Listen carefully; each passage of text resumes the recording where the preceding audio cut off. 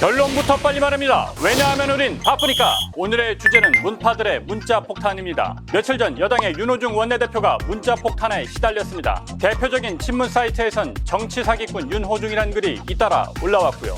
송영길 대표도 마찬가지입니다.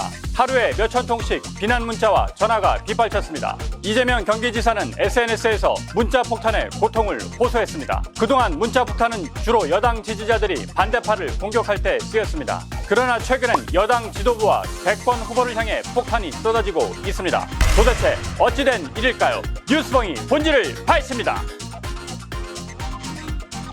다만 21대 국회 후반기 법사위원장을 야당이 맡는 것에 대한 일부 당원들의 우려가 큰 것을 잘 알고 있습니다. 법사위를 야당에게 그냥 넘기는 것은 아닙니다. 이건 뻥이 아닙니다. 법사위가 진짜 야당으로 넘어갑니다. 파행된 국회의원 구성을 바로 잡자는 취지죠. 법사위는 상임위에서 통과한 법률이 본회의로 넘어가는 중간 단계입니다. 게이트키핑 역할을 하는 거죠. 그렇다 보니 여야 갈등이 가장 첨예합니다. 그걸 잘 아는 사람이 윤호중 원내대표입니다. 직전까지 법사위원장이었기 때문이죠. 지난해 공수처법 처리 때도 법사위는 아수라장이었습니다. 국민의힘이 법사위 회의장에 들어서면서부터 충돌은 시작됐습니다. 조수진 의원님 빨리 와서 앉으세요. 자리 잡아요. 영민 의원 남의 이름 들먹이지 마! 조수진 의원님 조용히 해! 앉으세요. 실랑이 속에 법사위가 열린 건 11시 4분. 하지만 공수처법 개정안 심사가 시작되자 곧바로 다시 회의장은 아수라장이 됩니다. 국회 선진화법 위반이에요. 그래서 오늘 회부된 안건은 조정에 완결되지 않았습니다. 결국 토론은 불발, 여당은 표결로 갑니다. 이 법안에 찬성하시는 의원님들은 기립해 주십시오. 과반 찬성으로 법안이 의결되었습니다. 여당이 임대차 3법을 강행할 때도 법사위가 야당을 패싱하지 않았다면 본회의에도 못 갔을 겁니다. 다수의 힘을 보여주기 위해선 법사위가 필수란 얘기입니다. 그러나 전통적으로 법사위는 야당의 몫이었습니다. 여당의 폭주를 막기 위한 최소한의 견제장치죠. 작년에 21대 상임위를 여당이 독식하면서 전통이 깨진 겁니다. 입법 독주, 다수결의 횡포란 비판이 나온 것도 그 때문이죠. 반대로 친문 지지자들 입장에선 강력한 무기를 잃은 것과 다름없습니다. 그러니 문자 폭탄을 투하하게 된 겁니다. 특히 강성 친문들이 주로 보는 유튜브 채널이 불쏘시개 역할을 했습니다. 이는 2019년 조국 수호 집회를 이끌었던 단체 중 하나입니다. 여기서 송영길 대표와 윤호중 원내대표의 전화번호가 공개됐습니다. 법사위를 넘겨준 것은 대선 포기 선언이냐면서 말이죠. 일부에선 윤호중 원내대표를 역적이라 부르고 의원총회에서 합의를 반대한 국회의원들은 의인이라며 후원금을 보내고 있습니다. 의인으로 분류된 정청래 의원은 합의를 인정할 수 없다. 두고두고 화근이 될 것이라고 했습니다.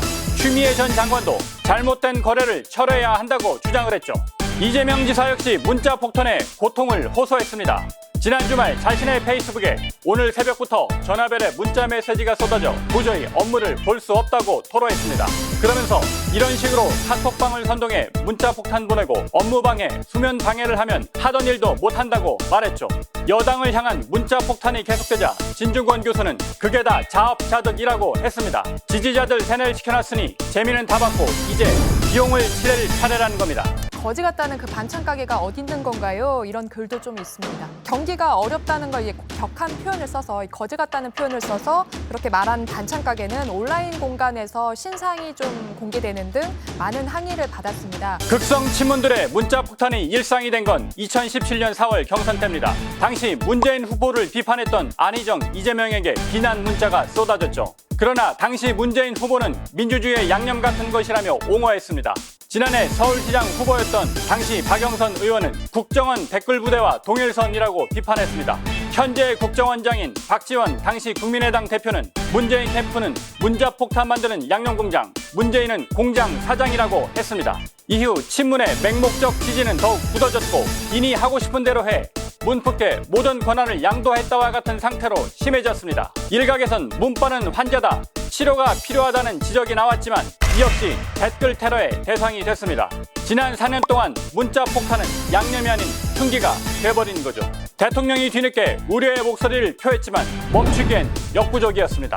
특히 누군가를 지지하기 위해서 만약에 문자를 보낸다 그러면 그 문자가 예의 있고 설득력을 갖출 때 그 지지를 넓힐 수 있는 것이지 반대로 그 문자가 거칠고 그 무례하고 이렇게 하면 오히려 지지를 더 갉아먹는 그런 효과가 생길 것입니다. 댓글 테러와 문자 폭탄이 여당을 갉아먹고 있습니다. 집권당이 강성 지지자들의 눈치를 보는 웩도독 현상까지 벌어집니다. 유명 역사가 티머시 스나이더는 폭정이라는 책에서 이렇게 말했습니다. 전체주의자는 이성을 거부하고 선동가가 내세우는 신화에 열광하며 객관적 사실을 부정한다고 말이죠. 정치인 팬덤에서 팬은 라틴어로 광신자를 뜻합니다. 옳고 그름을 따지는 이성의 개념이 아니라 좋고 나쁨을 뜻하는 감정의 언어입니다. 연예인에게 팬덤은 있을 수 있어도 정치가에 대한 맹목적 팬덤은 민주주의를 위험으로 빠뜨립니다. 과거 노무현 대통령을 비판적으로 지지했던 노사모처럼 성숙하고 깨어있는 시민이 진정으로 필요한 때입니다. 가짜로 막힌 속을 진짜로 뻥 뚫어드립니다.